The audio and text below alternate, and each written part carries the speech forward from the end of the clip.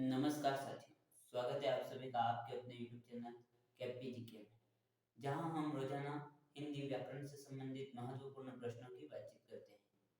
यदि इस श्रृंखला से आप जुड़े रहना चाहते हैं, तो इस YouTube चैनल को सब्सक्राइब कर दें तथा पास लगे बेल आइकन को भी दबा दें, जिससे आपको सबसे पहले सूचना प्राप्त हो सके। तो आइए आज के अपने प्रश्न की शुरुआत करते हैं। आज का अपना प्रश्न संख्या है 6, जिसमें क्या पूछा है कि प्रत्येक वर्ग का पहला, तीसरा व पांचवा वर्ण कहलाता है। मतलब वर्ग हमने कल पढ़ा कि वर्ग कौन कौन से है। तो वर्ग देखो 5 वर्ग वर्णमाला में। एक तो क वर्ग, च वर्ग,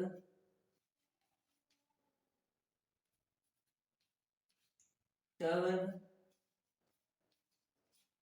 त वर्ग और प वर्ग। और प्रत्येक वर्ग में 5-5 वर्ण शामिल किए जाते हैं। क वर्ग में 5 वर्ण कौन कौन से हैं? तो क, ख, ग, घ और अंग। इसी प्रकार प्रत्येक वर्ण में छ, छ, ज, ज, य, ट, ठ, ड, ढ, न, त, थ, द, ध, न और प, फ, ब, भ, म। ये सब क्या है? प्रत्येक वर्ग में अलग अलग वर्ण है। हमें क्या पूछा है कि पहला, प्रत्येक वर्ग का पहला वर्ण। तो यहाँ पर सब आएंगे क, छ, ट, त, प, ये सब, ठीक है। और तीसरा वर्ण, इसी प्रकार यहाँ पर तीसरे सभी वर्ण आएंगे। और पांचवा वर्ण, यहाँ पर पांचवा वर्ण आएगा।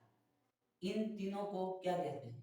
पहला ऑप्शन है अल्प प्राण, दूसरा है महाप्राण, तीसरा है अघोष, चौथा है सघोष।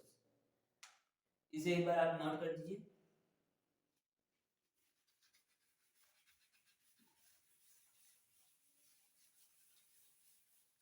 देखिए, सबसे पहले तो अघोष और सघोष के बारे में कल हमने पढ़ लिया। मतलब कि घोष या कंपन के आधार पर वर्णों का वर्गीकरण। घोष या कंपन या नाद के आधार पर कितने भागों में बांटा हमने? घोष, कंपन या नाद के आधार पर वर्णों का वर्गीकरण 2 भागों में बांटा। कौन कौन से बातें हैं? तो एक अघोष और दूसरा है सघोष या घोष या घोष, ठीक है।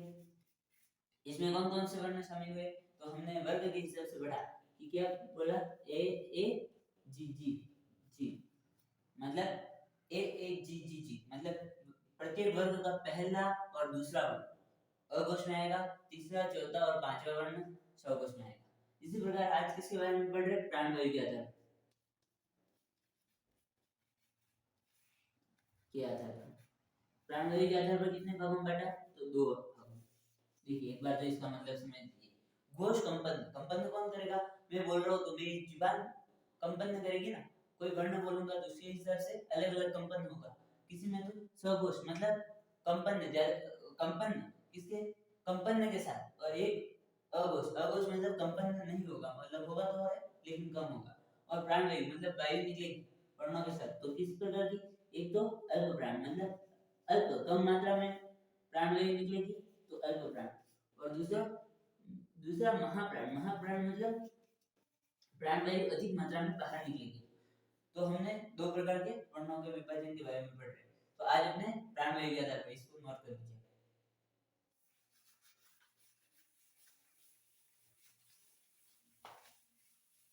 देखिए, तो आज हम किसके बारे में पढ़ रहे हैं?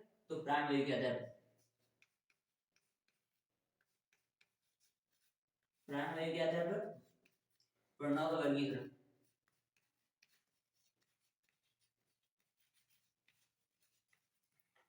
प्राणवायु के आधार पर वर्णों का वर्गीकरण कितने भागों में करेंगे? तो 2 भागों में। कौन कौन से? तो एक कम मात्रा में निकलेंगी मतलब अल्प प्राण, और दूसरा क्या है? तो ज्यादा मात्रा में मतलब महाप्राण। देखिए अल्प है तो अ से, अ किससे बनता है? ए अंग्रेजी के। और महाप्राण में म किससे बनता है? एम से बनता है। तो इसे याद रखना है, ठीक है। हमारे जो भी दिन होता है या रात होती है उनके लिए हम अपराह्न पूर्वाह्न का प्रयोग करते हैं। उसी प्रकार एएम का प्रयोग भी करते हैं और एएम और पीएम का प्रयोग करते हैं। हमें किसका याद रखना है? एएम का। तो सबसे पहले लिखना ए एम ए एम, 2 बार ए एम और लास्ट में ए लगा देना।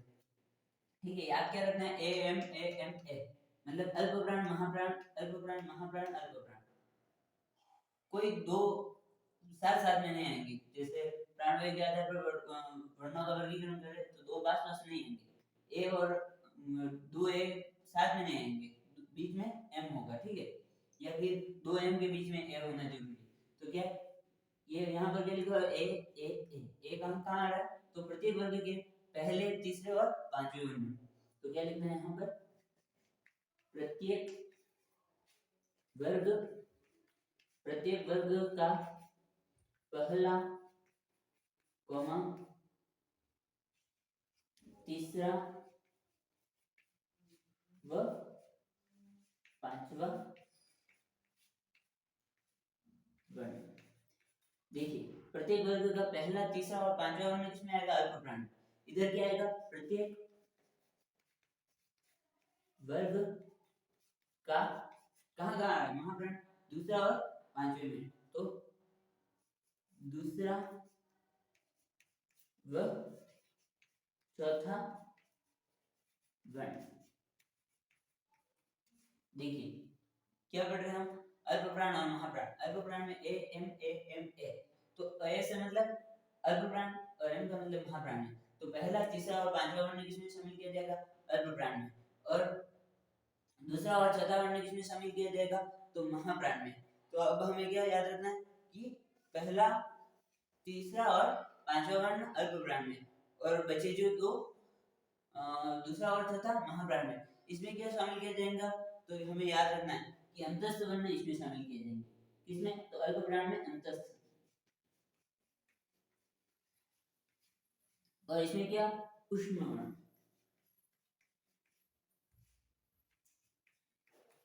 ठीक है, अंतस्थ वर्ण कौन कौन से है, तो हमें याद रखना अंतस्थ वर्ण है, देखो अंतस्थ वर्ण कौन कौन से है, तो पहले तो य के बाद में र के बाद में ल और व, य र ल व, य र ल व। ठीक है, और उष्ण वर्ण कौन से है, तो तालव्य श, मूर्धन्य श और दंत्य श। और उसके साथ क्या, तो ह। ये किसमें शामिल किए जाएंगे, तो उष्ण वर्ण। देखो अंतस्थ वर्ण किसमें शामिल किए जाएंगे, तो अल्प प्राण में। और महाप्राण में कौन कौन से वर्ण शामिल किए जाएंगे, उष्ण वर्ण। तो अब क्या हो गए, इसमें देखिए पहला तीसरा और पांचवा वर्ण, प्रत्येक वर्ग में तीन वर्ण, तीन के हिसाब से 5 में 15, 15 और 4 19 हो गए। अब हमारे इधर कितने चाहिए, 19 हो गए, 19 और 19 तो यहाँ तक हो गए। ठीक है, 19 के बाद इधर हो गए। अब इधर कितने कौन कौन से महाप्राण में, तो दूसरा चौथा और उष्ण वर्ण, ये हो गए अपने 14 वर्ण। ठीक है, 14 और इधर 19 हो गए। इधर और क्या शामिल करना है, तो स्वर को भी इधर शामिल कर सकते हैं, स्वर। इधर तो 14 हो गए, कितने हो गए, देखिए दूसरा और चौथा वर्ण मतलब दो प्रत्येक वर्ग में से, तो 5 वर्ग है, तो 5 दूनी 10, 10 और 4 14 वर्ण हो गए। ठीक है, इधर कितने हो गए, तो पहला तीसरा और पांचवा मतलब तीन प्रत्येक वर्ग में से 15 और 4 19, 19 और स्वर कितने 11 है। ठीक है, तो कितने हो गए कुल मिलाकर, यहाँ पर 30 वर्ण हो गए।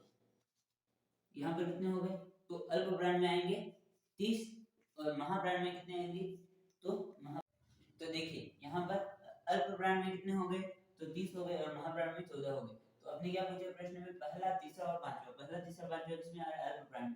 तो इसका उत्तर क्या हो गया, अल्प प्राण। ठीक है, तो यहाँ पे लिख देते हैं। यदि यह वीडियो आपको पसंद आता है तो वीडियो को लाइक शेयर और चैनल को सब्सक्राइब करना ना भूलें। धन्यवाद।